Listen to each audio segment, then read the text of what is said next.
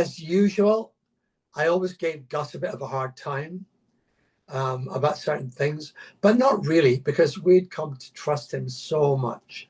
He was just like a member of the band. Gus knew the way we played, the way we thought, this kind of thing, and he was willing to try things that were different.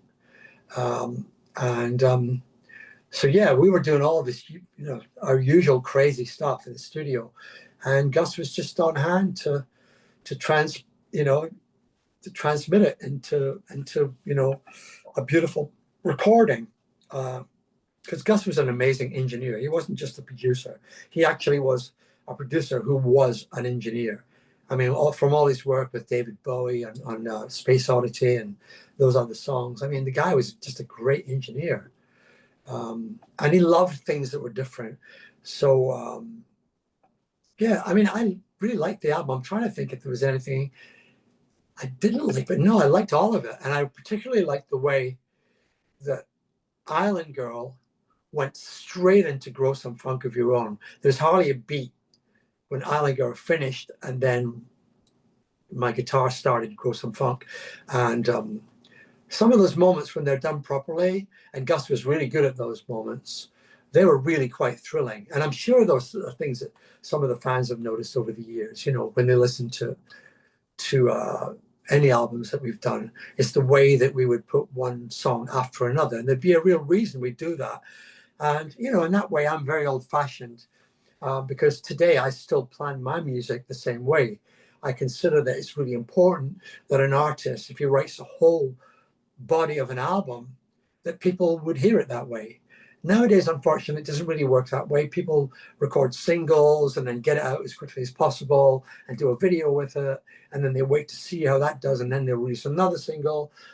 In our day, it was much more, this is what we've done this year, or this part of this year, and this is who we are. So it was very, very artistic and very much, what we wanted to do. Whereas I don't think there's too many artists working like that today. Thinking about the way the album flows into one. I'm sure there are some. I'm probably like Neil Young is one who I love. I love all these guys, and yeah, I just think it's a shame a lot of the stuff we've lost. So I'm very grateful there are people like yourselves who are fans of music, and you like to hear things the way people, artists recorded them, because that's the way we meant them to be heard. Gus was a master. Gus Dudgeon was a master. And the mixes were always stunning when we all back.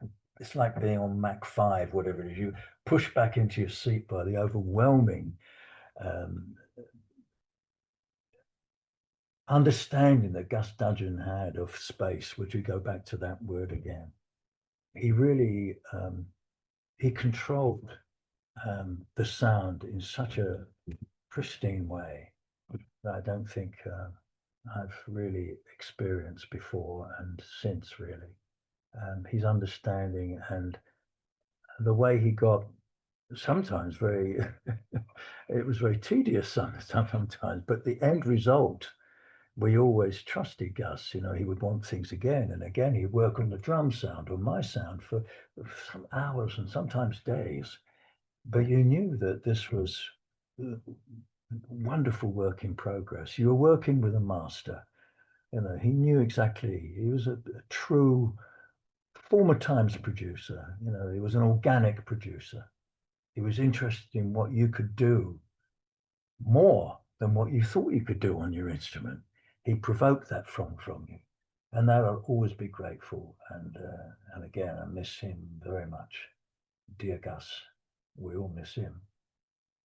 I was, I'm sure, and I can't tell you exactly what I was thinking, but I remember I was still smoking cigarettes, because there's a picture of me listening to it, and I'm just kind of in the back smoking a cigarette. But we were all, it was just, the dream continued. The dream just continued. I don't think I was super critical of any parts I played if I listen now to the album, it's such a great album. It's just a great rock and roll album.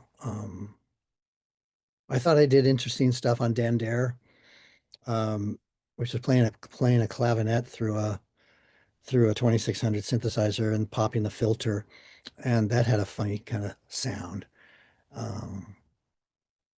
I think in a lot of the songs, I think there was a smile in a lot of them, right? And a couple of them not, of course, but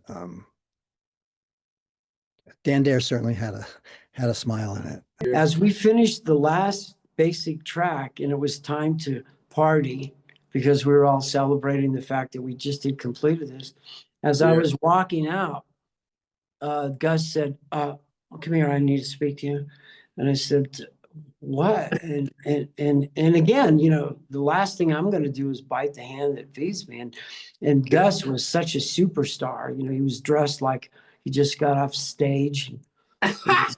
Right? He was a bit arrogant for me, but I wasn't going to say it. He said, listen, I didn't get a sound on your bass. Do you have any other basses? And I said, no. And he said, well, in his way, he said, you better find one, and you better find one now. So I called up Jimmy and I said, Jim, because Jimmy being a bass player too, other than guitar and everything else, he says, I've got 3 basses. Come up and take a look and grab them. So I went up there and I drug down 3 basses. He had a Gibson, and then he had, I don't think he had a Fender. And then he had a Hofner bass that Paul McCartney had given him when he mixed the Ram record. He mixed Ram, and Paul McCartney had given him a Hofner. But the problem was the action, the strings were this high off the bridge. And that was the only bass that Gus could get a sound for it. So I'm going, oh man, this guy's torturing me. What's he trying to do? Get me fired and call D back? I mean, literally. Wow. And you guys didn't know any of this stuff. No, I'm listening to this guy. This is blowing my mind. Oh no. You should write a book. Oh no. So I sit there and I said, okay, well, if we're going to do this, I'm going to sit here and record the overdubs in the studio with you. And I don't know if you did that with Dee, but that's how we're going to do it. If this is the way you have to have it. I did impose myself there. And I proceeded to, he kept, I think, Feed Me and Street Kids are the only fretless bass he kept from the original. And then everything else I overdubbed. Island Girl. It was all in this Fender, and I think I had a bottle of Jack Daniels. I was in so much pain with my hands, and I was hating him. I was totally hating him, but I wasn't going to say anything. I got it done, and then it was over. And then they did the guitar overdubs. Gus took the tapes to England. We had a playback in L.A. because that's where Elton did his vocals, and that's where we did our background vocals in Los Angeles. And when I heard the mixes and playback, you know, I was apologetic in my own mind for any evil thoughts I had for Gus Dudgeons. I mean, it was when we played them on the big speakers. Do you remember, Caleb? Oh yeah. Yell Help with Patti LaBelle. Yeah. And, I mean, it was just so funky and powerful. I was just going, wow, it blew me away.